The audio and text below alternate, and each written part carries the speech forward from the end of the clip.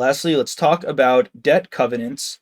Now, these debt covenants, they could be with some third-party loan provider. They could be with the bank.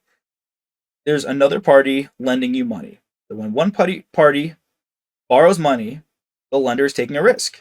It could be a small risk, it could be a big risk, but nonetheless, there is a risk. There's always a risk. It could be super minimal.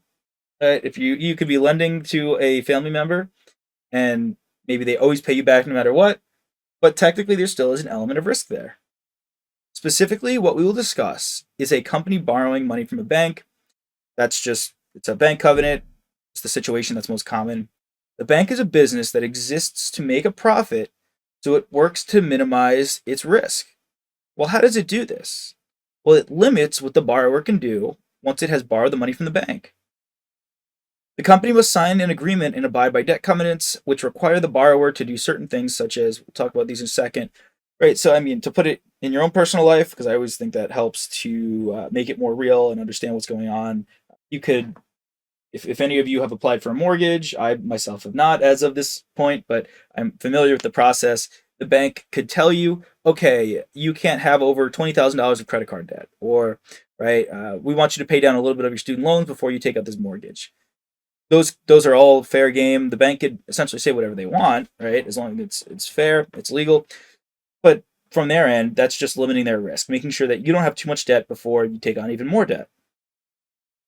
All right, so banks can limit how much additional debt the borrower can issue. Well, if you're a company trying to buy a machine, you're trying to finance that through debt, you go to the bank first, get a loan, and then the bank could also limit how much additional debt the borrower can issue. Now, these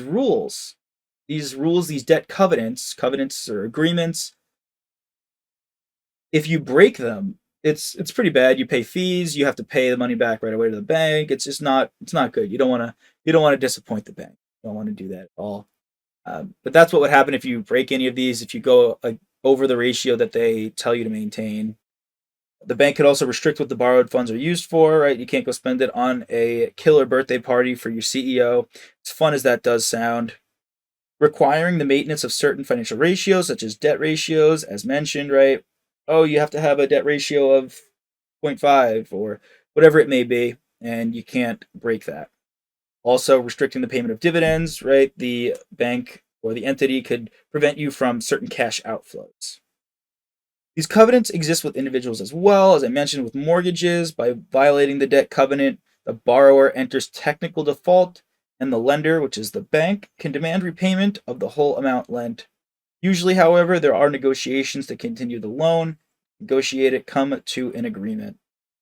And lastly, as I mentioned, sims on debt covenants are likely on both BEC and FAR.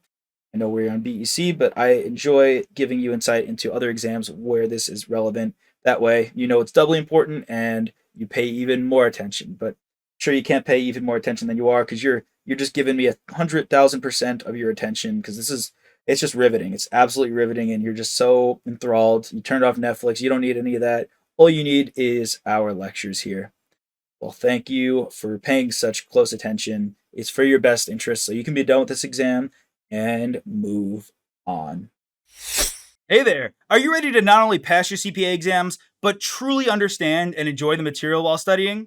I know it seems impossible, right? Especially to enjoy the material? We'll do it together. Tap into the power of CPA.examprep.ai, where we've got personalized quizzes, multiple choice questions, memorization guides, flashcards, simulations, all tailored to your learning. Our adaptive study planning puts you on the fastest path to success and lifts you back up if you fall behind. Avoid wasting your precious time and money attempting an exam with a low chance of passing, because who wants that? We want to get you through this process as quick as possible. Our exam readiness prediction lets you walk in with confidence, knowing that you're prepared for success on exam day. Thankfully, there's no payment method needed to get started, so why don't you come join us? Visit cpa.examprep.ai and let's achieve your exam success together.